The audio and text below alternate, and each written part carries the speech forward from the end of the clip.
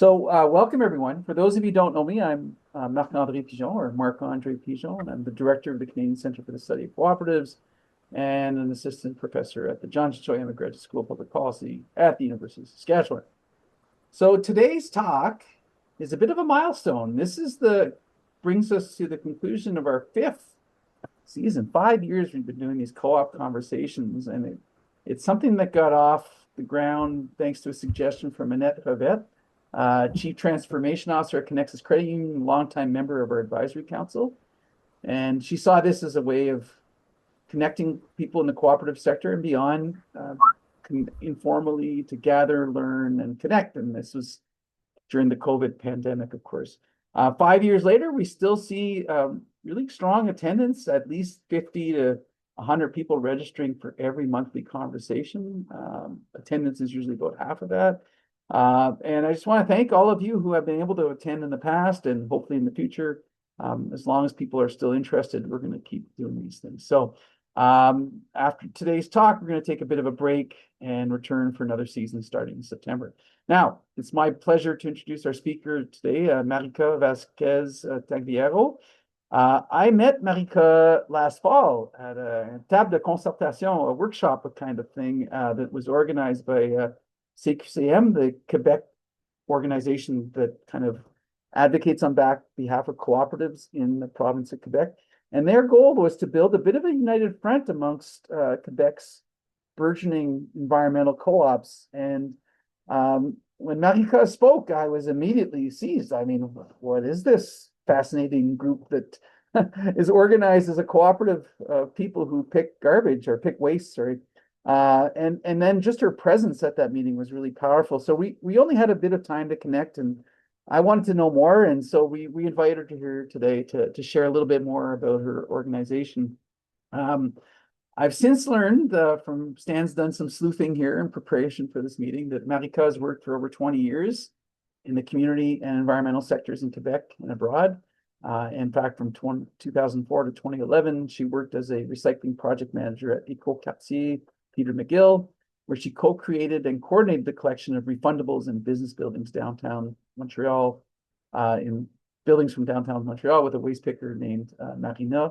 Marica has also worked informally with several waste pickers in Montreal, and she's going to tell you all about this in a minute, and with waste picker cooperatives in her hometown of Sao Paulo, Brazil. And her talk today is going to explore the story of a collective of waste pickers called les Valoristes Coopérative de Solidarité, Montreal, Quebec-based organization, and she'll share the story of how that organization, that cooperative, les Valoristes, has advanced the safety, inclusion, well-being, and empowerment of waste pickers. This is a story, as you're going to hear, about collective action, but it's also a story about respect, I think, anyway, for the interdependent web that binds us together. And this is something that Indigenous culture urges us to remember, that we are all connected to each other, but also to this land. And we have this shared stewardship of this land. And so with that in mind, I want to note that I come to today from Treaty 6 territory. This is the land of the Cree, the Saulteaux, Dene, Dakota, and Nakota. It's also the traditional homeland of the Métis. And we're grateful for this opportunity to come to you today from this land, to share in its beauty and reflect on its beauty, and to reaffirm our commitment to the shared, necessary, and important work of reconciliation with our Indigenous communities and with the land. Now, before we turn things over to Marica, a few words on our co-op conversation series. After Marica's talk, we might have a short conversation. I play it by ear. Or we may go straight to breakout, where we organize people into little groups and they have a conversation about Marica's talk. Following that breakout, we will have a plenary conversation where we can bring some of that sharing into the collective space. But these little breakout groups are a way for you to kind of meet people, to connect. This was the idea 5 years ago in COVID. People were isolated. How can we bring them together? And this kind of breakout structure was part of that. It's a great way to kind of meet new people, but also to reacquaint yourself with people you may not have spoken to in a while. If you're experiencing any technical difficulties, you can message Stan Yu, and Stan's going to wave to folks. I'm watching him there. Hi, everyone. There he goes. And he'll be able to help you out. Thank you, Stan. We're also going to be recording the session like we always do with these co-op conversations, and we'll share the link to anyone who's registered. I know a few people who couldn't make it today, but are looking forward to watching the recording. So with that, Marica, it's my great pleasure to have you here today, virtually, of course, to share a little bit about the Valoristes Coopérative. So over to you, Marica.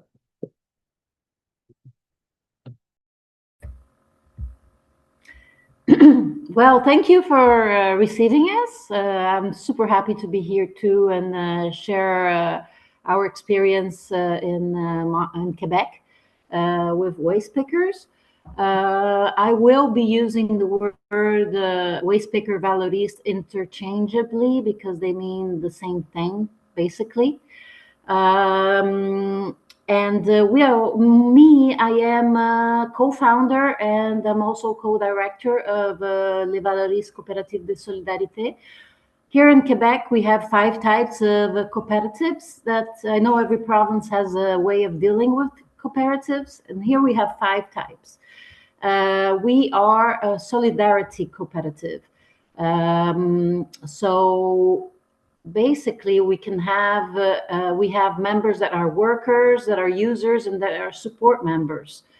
And we thought when we opened the cooperative that this would be the best format for us, because everybody produces garbage and everybody has an interest in this in a way or in another. So that's it. So let's start. And maybe you'll find out a little bit more about me during the presentation. So, voila, this is the entrance of our cooperative in Montreal. It's located downtown. It's a building that was borrowed to us by the city of Montreal. We can continue now.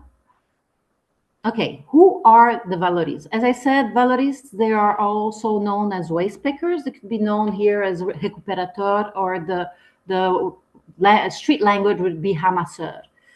In other parts of the world, they could be known as scanners, as buggy recyclers, cartoneros. Every country seems to have their own term.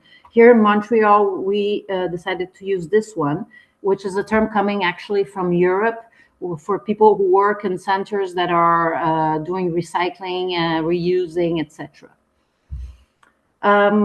So the Valoristes are people who pick up this particular reality. Is in Quebec, we pick up mostly what are refundable containers.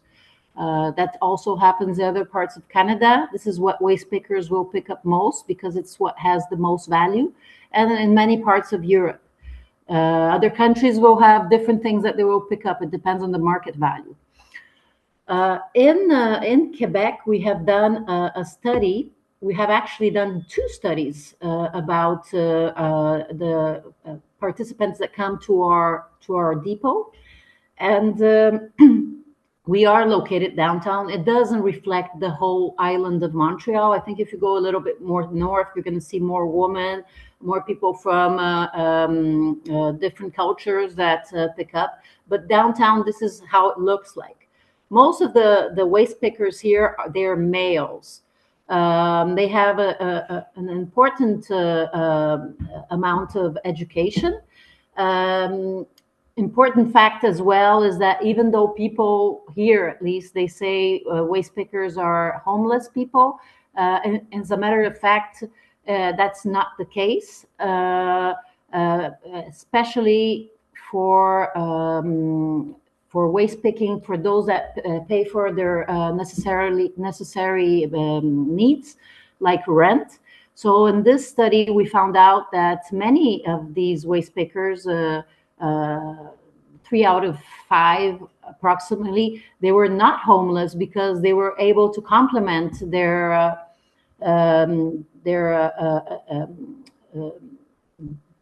monthly allocation. Sorry for my English. Their monthly allocation with the collection of refundables. Most of the waste pickers here, they do have a certain age. They collect, they're starting, most of them are collecting from 50 years old to 65, just before they get retirement. We do see many waste pickers stopping when they get the retirement, because they feel the complement from the retirement is enough for them to have a good living. We do also see many waste pickers starting at 65, because they're older people who are on retirement, and they have the time, and they want to be occupied, and they're going to be waste picking to, for example, not to for necessary needs, but maybe to put money aside for a trip or to buy some stuff that they want. So it's not so much for the economic complement, but more for having extra money to do special projects. However, most waste pickers, really, like most of them, 80%, 90%, they are picking up because of the money and because they need that money. So we can, next, please.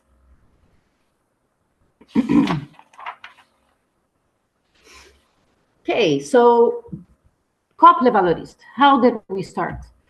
Around the years 2010, 2012, there was an interest from the part, a huge interest from the part of the industry and the retailers, industry who produces, and retailers who would be picking back the refundables, to abolish the system of refund that was here in Quebec. The reason for that is obviously it comes down to money and responsibility. So they were working with the government to abolish the system, and with the justification that we had a curbside recycling, and that the containers, we already had a system for those containers, so why have another system? Even at the time, the system of refundables, which is, we say, always complementary to curbside recycling, was a system that was way more effective in terms of return rates than the curbside recycling for those types of containers. So during all these talks with the government, which was being done kind of silently also, I was working in an environmental organization, so we found out there was no mention, even though it was more effective, the refundable system and etc. There was no mention about waste pickers and their important contribution to the system. Now, it's important to have a curbside recycling, but the curbside recycling does not take care of what is consumed on the streets. And many of the recyclable materials that are consumed on the streets are beverage containers. People are thirsty. I don't know why, but they're thirsty. They've always been. And there's a lot of consumption out of the home. So that's where waste pickers come in. They are not only acting on the streets, they're also acting on parks. They're acting on periphery of festivals. And their contribution is huge and really unnoticed. So when these talks were happening, we came in and we said, how come you're not talking about waste pickers and their important contribution? And also where this money that they collect go to. I mean, they go to buying stuff in your supermarkets, they go into paying the rent, and why is this not coming out? And we criticize that But we also decided to offer a solution, maybe not for the producers, but for the retailers. And we came with the solution, which was a partial solution, which was what we saw in the rest of Canada, which were bottle depots. So we decided to do a bottle depot, and we did this under the Jacques Cartier Bridge, and here downtown Montreal. And that's the first depot we have done, and it has been the first depot ever since here in Canada, in Quebec. Today is different. There is the industry has produced more depots, but at the time we were the only one, and it called a lot of attention. So the idea of this depot was also because when waste pickers were going to the supermarkets and there were two machines in the entrance, there were big lineups because those machines, they were made for people bringing in their own consumption. If I consumed 12 beers, I'm going to bring them back, right? It's 12 beers, maybe 24, I'll bring them back for my refund. Waste pickers, no, they're picking up what everybody left behind, and they don't come in with 12 or 24 containers. They're going to come in with 500, 1,000, 2,000, whatever. They come with big bags. So they're in those machines, and they occupy the space, and they take time because the machines take time. So all of this as well created conflict between the waste pickers and the retailers. So that was also one of the reasons why we said, look, other provinces do this way, so why don't we start imitating them and start creating spaces where people can bring large amounts, and we can remove some of the traffic from supermarkets. So the way we work, you know, I mean, you guys we change again, please, the slide. Again. So the way we work, I know that in Saskatchewan there are bottle depots. I think you guys, I've heard that you guys have a really nice system with an organization that puts people with deficiencies to work on the bottle depots. I don't know it very well, but I know you guys have a bottle depot system. So ours is probably not very different from what you guys are doing, because we imitated what you guys were doing, not only in Saskatchewan, but most of all in British Columbia. People come in, they throw in their containers, and here you see a pool. Now we have a table that we created for that, and we start counting. We separate, we count, we write a bill, and we give it to the waste picker, which will afterwards go to the CAS and get the money. We do as well have some machines that the industry gave to us that look like the ones we use on supermarkets. But trust me, I mean, I don't think 5% of our daily amounts of containers going to those machines, people prefer coming to the tables. One of the reasons why is we can change again. One of the reasons why next. One of the reasons why is that we can take containers that are damaged, maybe a little bit dirty. We can take that too. Of course, if they're very dirty, we tell them go outside, clean that up, and come back in.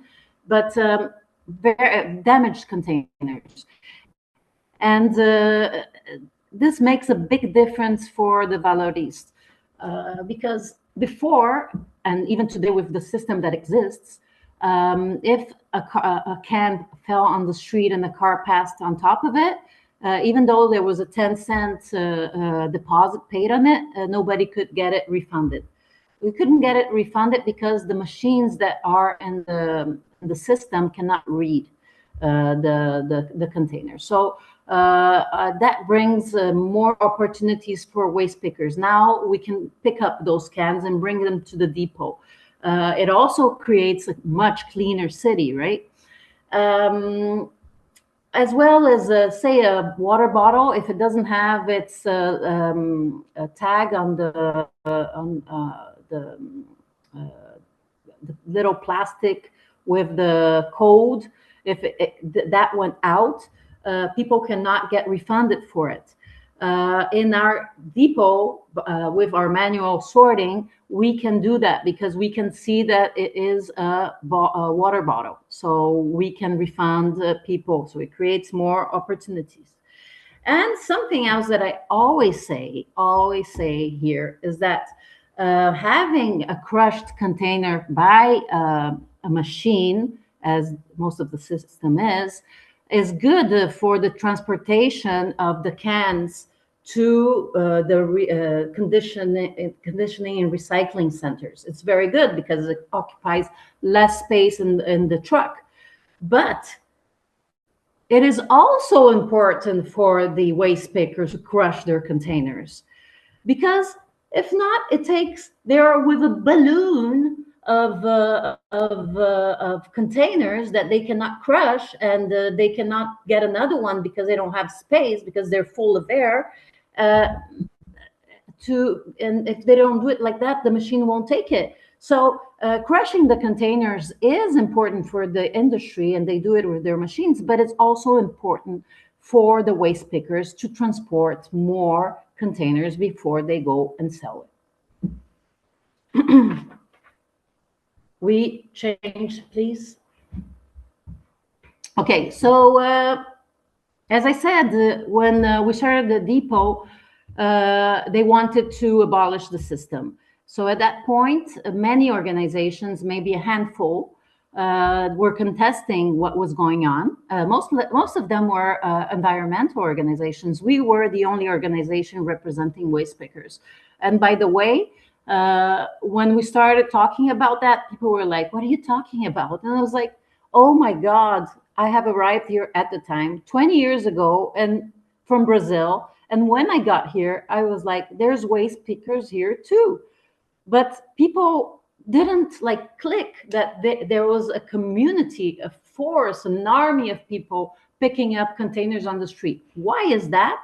Maybe because people don't want to see garbage. They don't want to see people working with garbage.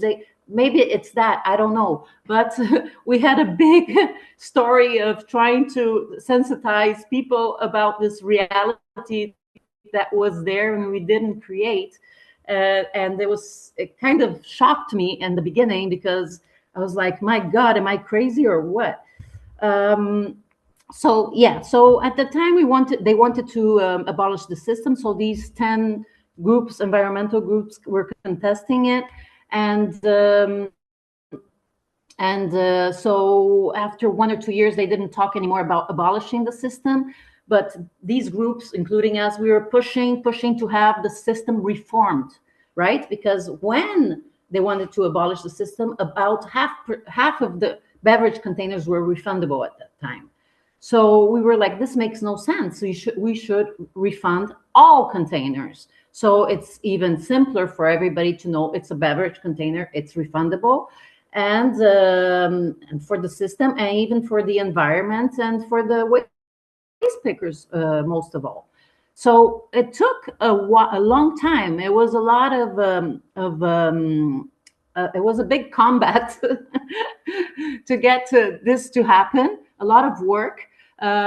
But we finally got a new government here that decided to have a political will to push the system and reform it. And finally, we are right in it. We have all the aluminium got into the system. Before it was only malt beverages. Now it's aluminium can are refundable. They're all in the system right now, much simpler for everybody. Since March last year, all plastic got into the system. To have an idea, it's a billion, almost 1.5 billion new containers that got added into the refund system, including water bottles that you see over there that before could only be put into the curbside recycling. So everything that was on parks, streets, etc., was going to the landfills. So these are major phases of the reform. And we have a third part of the reform, which is going to be next March, we hope, with all the glass that's going to come in, including wine bottles.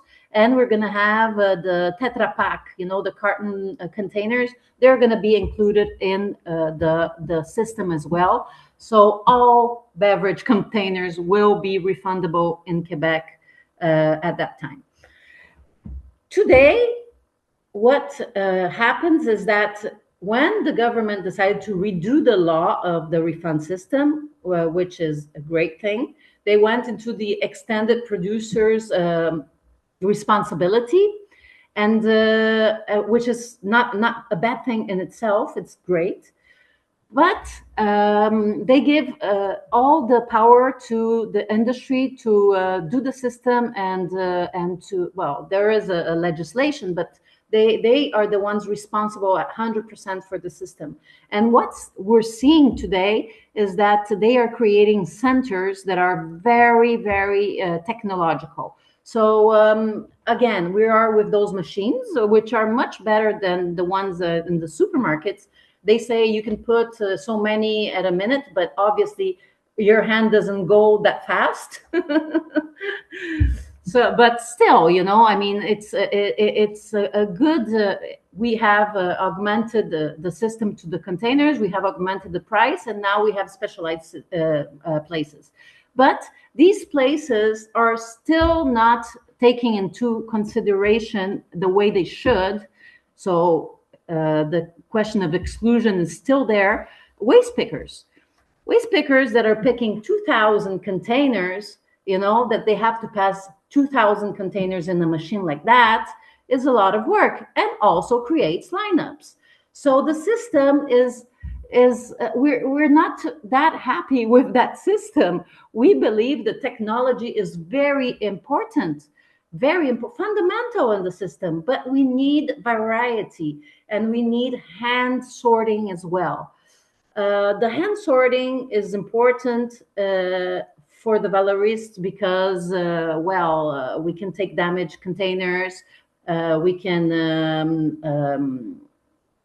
go faster than the machine 1 per 1, but it also creates a place of interaction between the person who's sorting, which is normally a waste picker here as well in our depots, and the person who was picking up alone and does this job alone all night long. Many waste pickers are people who work alone. They feel stigma. They're scared. They work at night, so they don't get criticized. So the system is missing this part, and it is not a system that has taken into account the waste pickers, according to us. We're going to move to the next. So yes, here, I guess I went a little bit faster. I'm kind of following this, but I have my own way of presenting as well. So that's it. So we, as I said, the plastics have come in March 2025. We have doubled from 5 cents to 10 cents, and that took 40 years to be done. Volumes are growing. Our cooperative this year intends to recuperate 10 million containers. We had done last year 7 million, but with the plastic that came in, we are super busy, especially at this time of the year. And obviously for the waste pickers, it's more income, more stability, and hopefully more dignity with a little bit more money in their pockets. Here I'm going to talk about quickly about different types of waste pickers that we have, okay? Because As I said, most of them are there for the money, obviously, but there's other reasons why people are waste picking. There's a whole spectrum of different people doing this activity. Marina is a co-founder of the cooperative. She was picking up. The whole project started with Marina, actually, you know, on 2012 when we were founded. So Marina, she was waste picking at Concordia University, and she was waste picking in the university. Obviously, when you're walking, you're waste picking as well in the street, but that was where she concentrated her pickups, and she used the money to finish her baccalaureate in literature in Concordia University. She's a person that has neurological problems, which really makes it hard for her to have a 9-to-5 job. And this is a very kind of common portrait of a waste picker, I imagine, not only in Quebec, but in Quebec. So there are people that can work on their own time, and that was the case of Marina, and they can contribute to society with the waste picking and paying what they need to pay with this activity. Next. Kenkan, he has worked a lot with our cooperative as well. Kenkan, he doesn't believe he should be getting social help from the government, so he actually lives out of waste picking. That's how he pays. He lives on the street, unfortunately, and he pays for his life with the money he picks up with the cans and the bottles that he collects. Next. This is Therese. Okay. Next. Therese. This is Therese. Okay, Therese, she is a retired nurse. She's 70 years old. She started waste picking when she turned 65 and she retired. So when she retired, and she started picking up for causes. Today, Therese has picked up more than 50,000 containers. She gives them blocks of 5,000 to different causes. And she also works with us in the co-op. She gives us a hand as a volunteer when we do festivals, like you see in the back. Next one. Francois also has problems with health, and waste picking is a way of working that he can do at his own rhythm, and it's the way he can also pay for his needs. Francois is also one of our representatives in the International Alliance of Waste Pickers. He comes to the meetings with us around the world and represents Canada and North America in those meetings. And finally, I show you Elise. She is somebody that has a good job and starting waste picking because she wanted to, she has a good job, this lady. And she started waste picking because she wanted to buy an apartment, and she couldn't put the down payment. So she's like, how am I gonna find supplement money to the down payment of my apartment? So she started waste picking, and she's also doing a lot of advocacy for people who cannot pay. Who have good normal jobs and cannot pay the down payment for their first house. So finally, I will finish up with this. We are part of an international alliance of waste pickers that was founded in 2023, I think.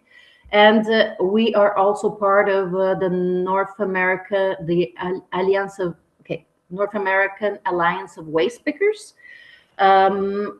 This is a way that we have found to come together, because it doesn't include Mexico. Mexico goes with the South America because they have more similarities.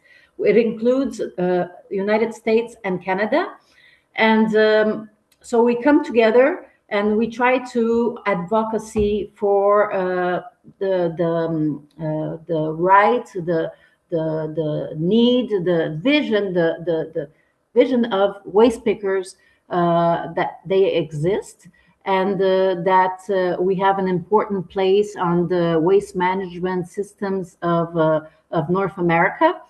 And it's a great way for us to see differences and similarities within different regions of the continent. And voila, it's we have actually the communications person of the North American Waste Pickers that is here in the group, and that's it. I'm sorry, my English is terrible. I am open for any questions you might have. Thank you very much. Merci, Marica. That was fantastic. Your English is excellent. Nothing to apologize for. That was a very powerful presentation, at least in my mind. I hope others found so as well. We got some nice comments in the chat. Normally we would break out, but I feel like there's probably a lot of questions that people just want to ask. And Marica had asked us to consider whether this model might work in our communities. That would be our breakout question if we were going to do one. But I might pass on that today. Maybe we can have you back some other time for that conversation. But I want to open it up for people's questions. Let's just see where this takes us.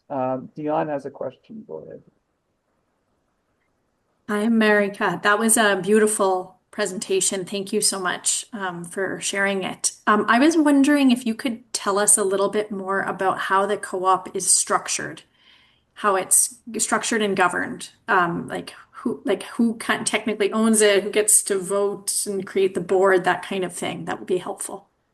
Yes, of course. So as I said, we are a solidarity cooperative model, which it doesn't really make in the structure. There's some differences from others, but I think the bottom line is that we do have a general assembly that we meet at least once a year. The General Assembly, that are the members, we could have user members, which are normally the waste pickers. We have worker members, that are the people who have a salary. And we have support members, that are everybody else that is in favor of the system, of the co-op and its value and its mission, but doesn't necessarily use or is not paid by the co-op. Okay, so we have 7 people on the board. We have 3 positions for worker members, 2 positions for user members, and 2 positions for support members. We cannot have more than 2 positions for support members. The rest we can kind of change, of course. And in 1 year, if you're taking somebody else's position, if a user member is taking a worker's position, because we're not huge, then he can stay there one year, and then he has to be reelected. Unless somebody that's a worker comes in and takes that position, then he has the priority.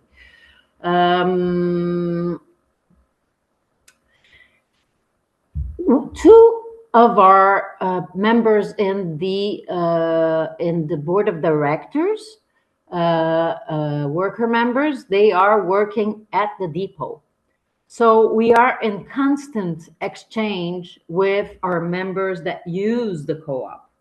Most of the members of the co-op are user members, are waste pickers. So that's something that is great about our system, is that we can bring a lot of good things or bad things, things we should be changing, etc., to our board. I also have to say that there is a potential in this board of director to have 5 waste pickers. The potential is there.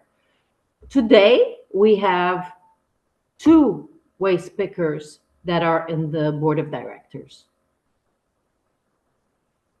Is there any other Yeah, specific? that was great. So just 2 quick follow-up questions. So Yes. are the waste picker board directors, are they elected by the waste pickers? Okay, and the worker members would be elected by the worker members? Thank you for doing that question. That's something we will eventually have to separate. Today, the co-op has 150 members. Most of them are user members. We have 2 worker members that are in the board of directors, okay? And we have only 3 worker members that are part of the co-op. So right now, at this point in time, we have not separated it. Okay. All the people that are in the assembly and that are members, they are able to vote for the 7 positions. Wow. Okay. And just It is one not last question. separated. Yes, please. And one last question about the funding. So is it primarily funded through government grants, or is it primarily funded through memberships? Okay. We opened every bottle depot. Well, maybe not in Saskatchewan. I'm not sure how it works, but independent bottle depots in Canada, they're paid by the industry for the manipulation of containers. So that's how they operate their bottle depots. That was the model that we had in mind when we opened the co-op. We wanted to be paid at least the same amount that the supermarkets that took care of the system were paid. So we wanted to be paid that. It took us 10 years for the industry to pay us. So before that, it was really hard. In the beginning, it was new, so we got some funding. It was all subventions. Okay, we did have to. The first money we got was a Loan, yeah. A loan. The first money we got was a loan because nobody wanted to give us money because nobody understood what we were doing. So which we're still paying. we should be over it next year. But then we got subventions. Okay.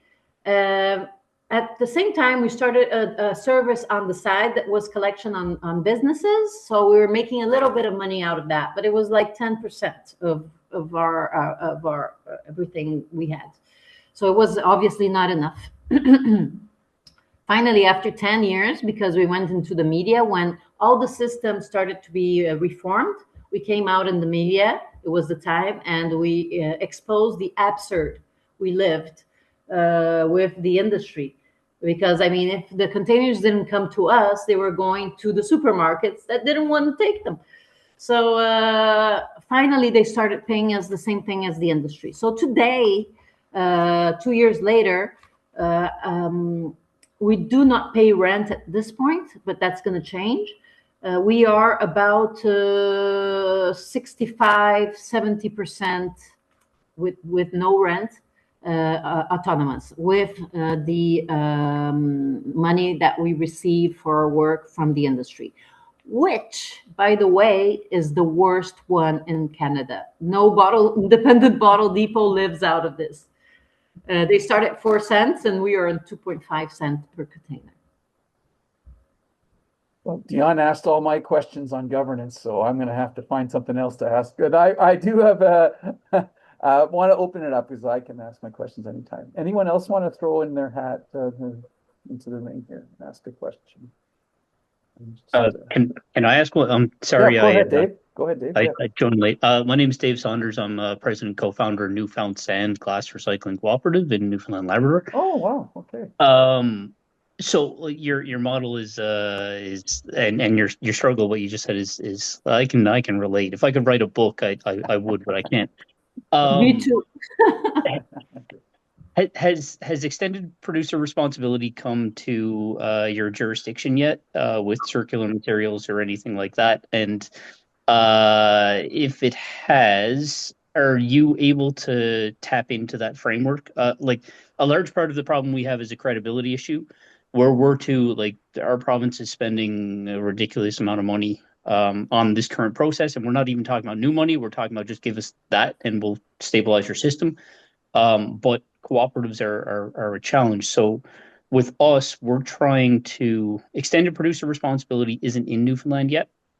So we're trying to build an end market, capitalize on the current system, and future looking to what those service agreements were for circular materials. And I'm sorry, I just threw a whole lot at you. But I guess it boils down to if circular materials is operating in your jurisdiction, have you had any experience in what they pay? Because we've had conversations with them. They're not here yet, but they would view us as an end market, if that makes any sense. Right. Yeah. A lot of what you're saying to me, I'm not sure to understand, but this is what Okay. I'm gonna tell you. If they're gonna be implanting EPR in your province very soon, Yep. what we have learned, I wish we had learned this before they were during the time that they were implanting the EPR and they're doing consultations. Are they doing consultations? Try to get into those consultations. And what we have learned is that it's very important, as we say, the just transition. So they're going to be this is something that I don't think we're very integrated into the new system of Quebec. Is to say, you were there before and you were doing this work before, and I imagine everything was good, and now they're going to change the system with the industry controlling everything. Well, you want the industry to consider you and the government to put you on those laws as somebody that was there before, and so that when they change the laws, people that that had the system operating before are included and taken into consideration with the new system. It's like, Right. this is what I mean with the just transition argument. Yep.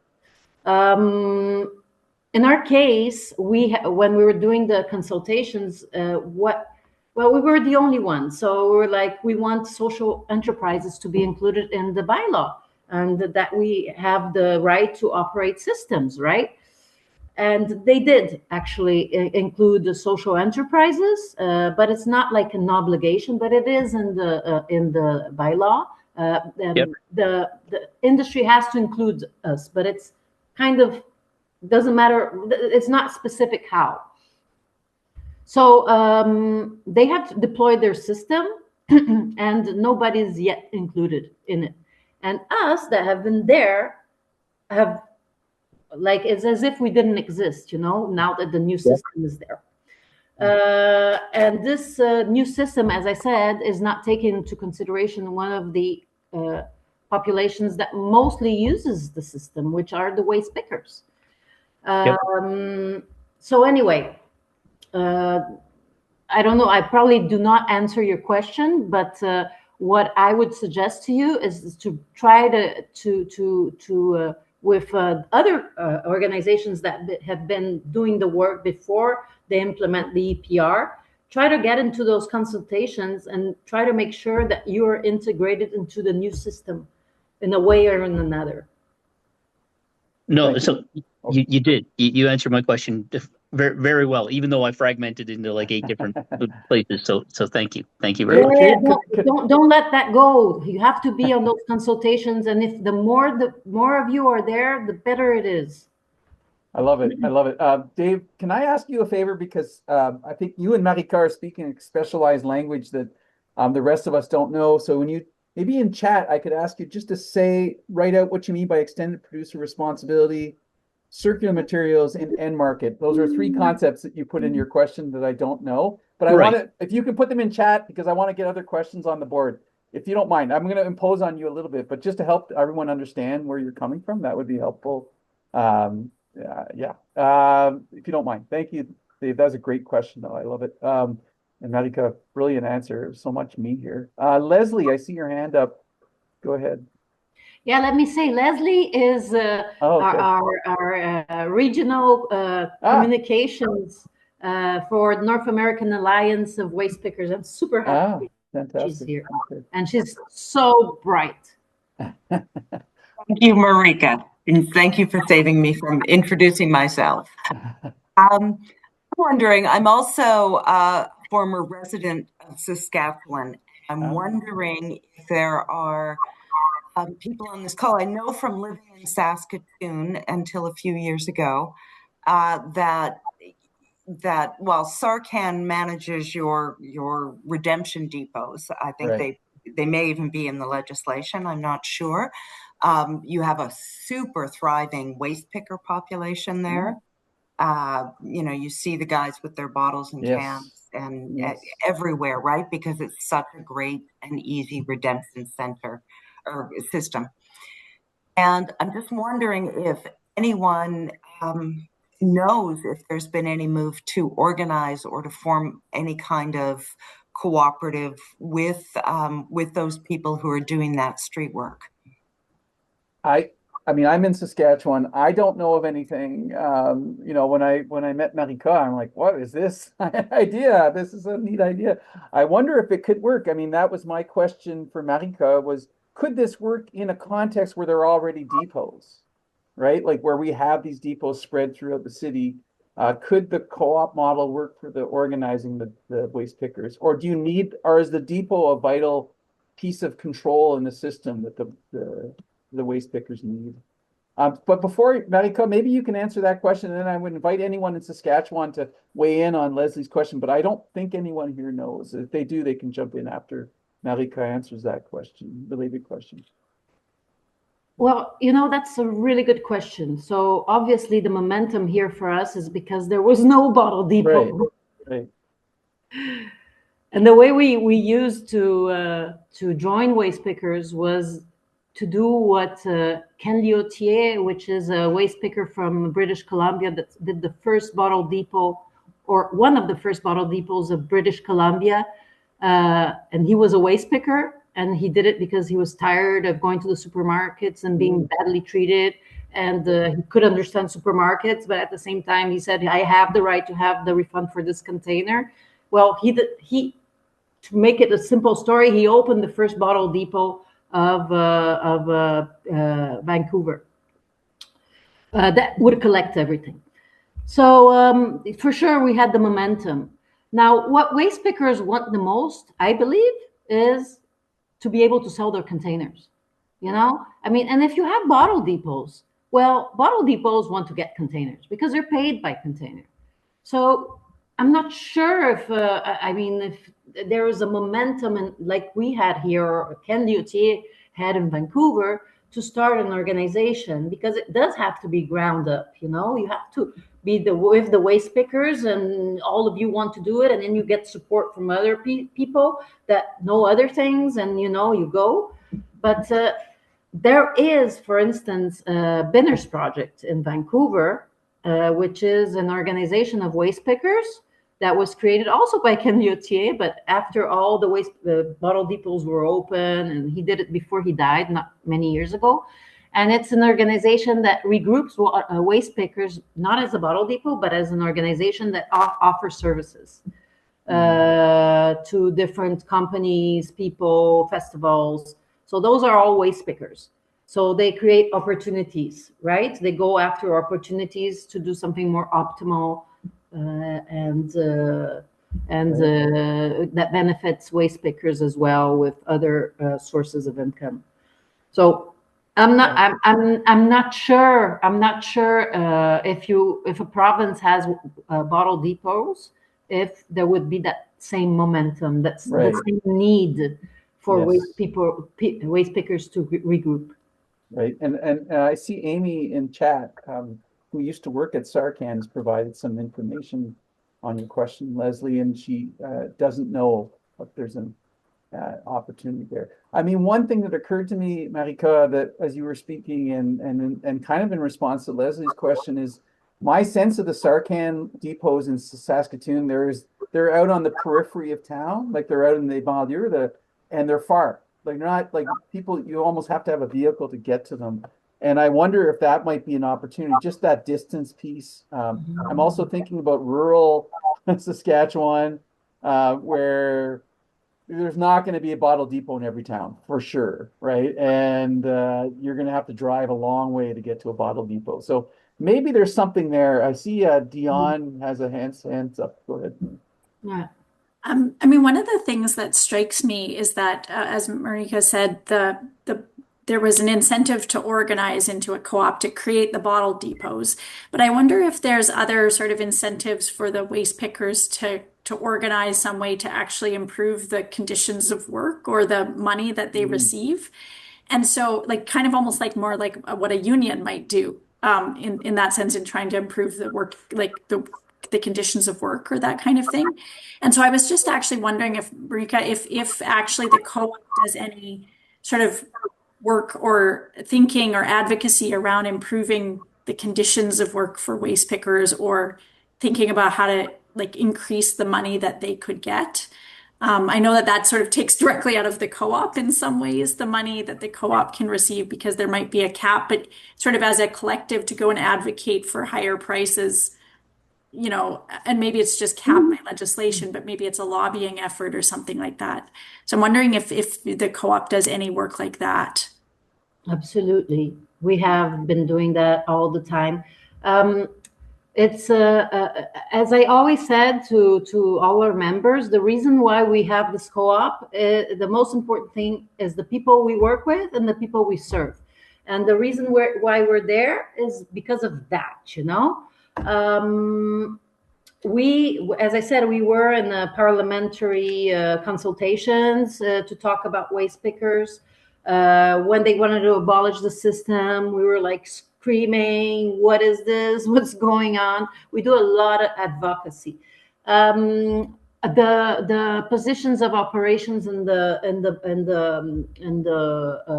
bottle depot, they are occupied 90% by waste pickers. We have daily work positions as well, so you can come in and work half a day, and we pay you dédommagement, which is sometimes something that will lead somebody for an employment position with us, because they've been like so secluded from the market. They were, you know, we hire people to go, and when we have festivals, like now we're going to do for the first time the Grand Prix of Montreal, we're going to be sorting there. We're going to be hiring waste pickers. And we are a lot in the news as well, a lot. So, for instance, now with the new centers that come from the industry, which are all technology, etc., they're closing supermarket machines. So it brings in an accessibility problem for waste pickers. You know, like you walk a kilometer, you get somewhere, they close the machine, you have to go and look for the. So, you know, I mean, we're constantly reminding. Reminding the politicians and the society about waste pickers and their contribution. Oh, Shirley, I was just going to go to you. I know you got to run, but do you have a second? We can still. Sorry, just very quickly. I think this is just a fabulous presentation. One of the big things that I think a cooperative here would do, and I'm in Saskatoon, so I didn't realize how lucky we were to have the depots here. But I agree with Marc-Andre. You said that the collection depots are on the periphery of the city, and like I often see waste pickers, you know, hauling these huge bags. Like some of them go on the bus. It's really hard to get to these places, or even in very cold weather, they're on bicycles, trudging way out. You know, so their needs were not considered, I'm sure. And also, you know, the valorization of the dignity afforded these people. That's an important part. And I'm really excited to hear about your initiatives in Quebec because, I mean, this is so important in society, and yet we look down on these people very often. So that's all I have to say. And sorry, I have to run. This is super interesting about it being so far away. You know, we're downtown Montreal. Why? Because everything is there. Waste pickers are everywhere, but festivals are here. Everything's here. So that's why we're there, because waste pickers are a lot of here and a lot of containers are here. And we need to be here. So this is a possibility of having a waste picker organization downtown, where the festivals are, where the material is. That could be something that would create a momentum for a waste picker organization. Yeah. It does if it's so far.